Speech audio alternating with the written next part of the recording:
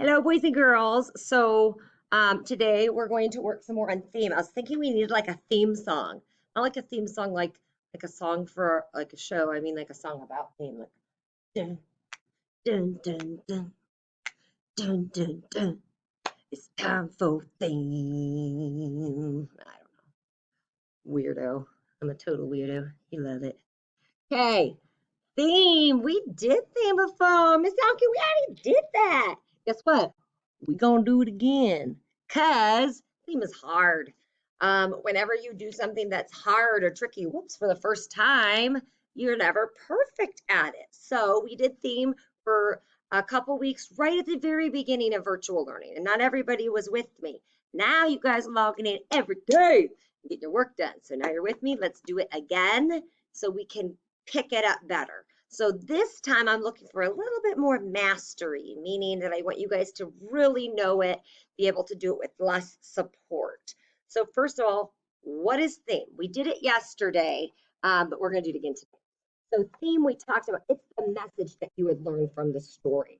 That's why that's the first thing on here. Look, theme, message, the message.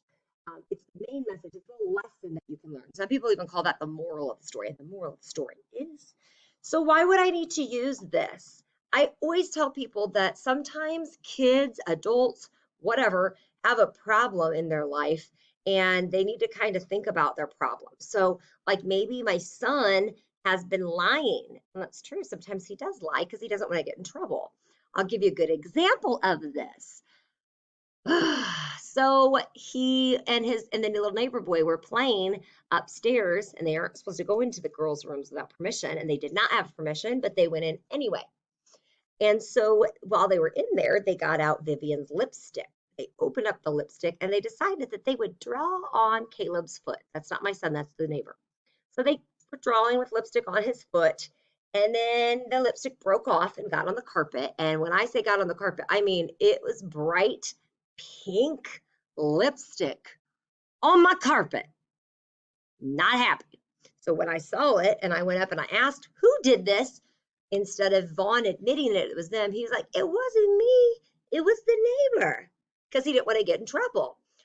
And I do not like lying. I do not accept lying. You will get in less trouble with me if you are honest than if you just tell than if you lie. So I got kind of upset with him. I said, seriously, the neighbor boy just came into our house and broke some lipstick, smeared it on the carpet and ran away? No. And so we had to talk about it. And so I could read him a story to kind of get him to learn a little lesson about lying since he's having a problem with lying. And I know last time when we did theme, we talked about the book, The Boy Who Cried Wolf. And so if you read that book, it's all about how this boy lies and he thinks it's funny. He says, oh, there's a wolf. The wolf is going, wolf, wolf. And everybody's like, ah, and they run to kind of help him. And every time they're like, but where's the wolf? It's like, ha ha, it ain't trick you. And so when he does it a couple times, everybody's like, man, that kid always lies. So when there really is a wolf and he's yelling that he needs help, they're like, psh, nobody help him. He lies. There's no wolf. And there really was. So reading a book like that to my son might help try to teach him a lesson that lying is not good because then people won't believe you when you're telling the truth. That's the actual theme of that book. Lying only makes things worse, or people won't believe liars even when they're telling the truth. So that's why we're talking about lessons, is that everybody in their life needs lessons about whether it's about telling the truth or about putting in hard work or anything. I know some of you don't always turn in your assignments, so maybe I need to pick a book that teaches you about doing hard work and how that pays off. Okay. Now, the tricky part is that those lessons have to be able to be applied to different situations and by different people. So if I say the lesson of The Boy Who Cried Wolf is that little kids shouldn't lie, that wouldn't be able to be applied by different people. That would not apply to me because I'm not a little kid. That wouldn't apply to your parent or your grandparents because they're not little kids. So we can't put specific words in there like that that make it so it only works for certain people. So instead of little kids shouldn't lie, we could just say don't lie. That could be the theme. Lying only makes things worse, whatever. And it also says different situations. So if I'd say that, okay, I'm not going to say little kids. I'm just going to say people shouldn't lie at Haley's school. Well, now that doesn't affect you because you're not in Haley's school right now. It doesn't affect your parents because they don't go to Haley's school at all. So we can't put the Haley school part in. You don't want to put things that are too specific to a situation. So if there's a fox in the story, the characters' names need to stay on it. No character. We're not going to say the fox. We're just going to say specifically what they did that we can learn from. What is the lesson we can learn? So some of the lessons we had learned from other books that we read. These last ones were the ones that we did together. The Lion and the Mouse, if you give people a chance, they might surprise you.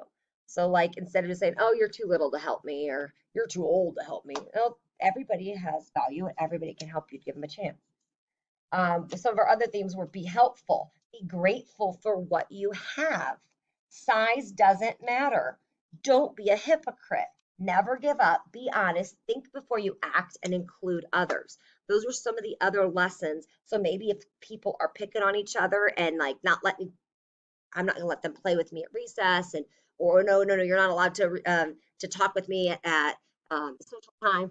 If you're not including others, then maybe that's a lesson that I would need to do is read a book about what happens when you don't include others so they can learn a lesson. All right. So for practicing today, you are going to need your November reading packet. It's the one with the turkeys. This is your gobble gobble packet. So you have those turkey stickers. All of your packets have stickers at the top that are Thanksgiving themed since November is Thanksgiving. But this one is the turkeys by November Reading Turkeys. And guess what? It's peanut butter jelly time, peanut butter jelly time. Where you at? Where you at? Where you at? Where you at? Now there you go. There you go. There you go. There you go. Peanut butter jelly. Peanut butter jelly. The peanut butter jelly. Peanut butter jelly. Peanut butter jelly with the baseball bat. I don't know. I'm in my room all day by myself. I get lonely. I have to do weird things to keep myself sane. Or maybe I'm not sane anymore. All right, but we're going to do this story right here on the November reading packet. It's the very first page, page 1. We're going to read about peanut butter and jam sandwich. There's a story on this side that you're going to read, and then the questions over here. There was something weird right there, so I blurted it out. That's why there's a weird spot.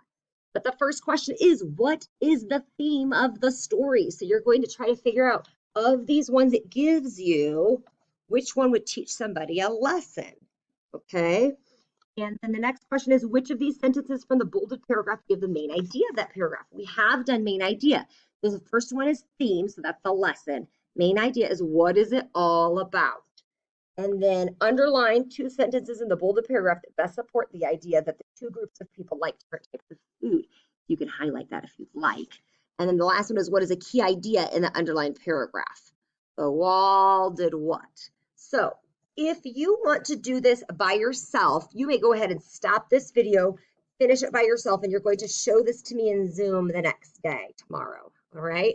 If you would like to hear me read it so that you don't have to try to read it on your own, I will go ahead and read it, though I'm going to stress that I'd like you to try it because you only get better at reading if you read, okay? So if you're like, Michelle, I got this, then turn this off and see you later. The rest of you that are staying on, here we go. Follow along with me in your packet. It says, the peanut butter and jam sandwich was an accident. And jam and jelly are very similar, so it's like peanut butter and jelly. It was an accident. It was an accident that helped bring peace to the world. Many moons ago, the Nutters and the Jammers were mad at each other. The 2 groups were not at all alike. They read different books, they sang different songs, they even ate different foods. One of these foods was the sandwich. The Nutters ate only peanut butter on bread, and the Jammers ate only jam on bread. A high wall stood between the Nutters and the Jammers. This is my wall. They each grew their own food. However, they got their sandwiches from a factory. The factory was built on both sides of the wall. The Nutters spread peanut butter on the bread. The Jammers spread jam on the bread. One day, the factory crumbled. A strong earthquake had shaken the land, and everything on both sides was thrown into a big pile in the middle. On top was a bunch of sandwiches. Mixed together were slices of bread with peanut butter and slices of bread with jam. Some workers didn't trust the new sandwich. They didn't think it was right to mix peanut butter with jam. Others gave it a try. The ones who tried it liked it. They told other people. Other people tried the new food. Word got around, and orders for the peanut butter and jam sandwich poured in. The workers rebuilt the factory, not the wall. It was the first step toward peace. Okay, so now you guys are going to go ahead on the side, answer the questions. What is the theme of the story? A, an accident brings people together. B, people can invent great things in times of trouble. C, people have different ideas about how to live. Or D, a wall is the best way to separate people. Now think about these though. If a wall is the best way to separate people, would that be applied to different situations by many different people? I don't know. Is that what this is really trying to teach you, that the wall separates people? Is that what we learned from this? No, but when the wall fell down is when something happened that was good. So you can just pause it and circle which one you think, or highlight which one is the answer. Next one, number 2, which of these sentences from the bolded paragraph gives the main idea of that paragraph? So it means, what was that paragraph all about? So the bolded paragraph is the second one right here, the one that's dark. Okay, so many moons ago. And it says that the Nutters ate only peanut butter on bread. Is that what this whole thing is about? Because remember, main idea is what it's all about.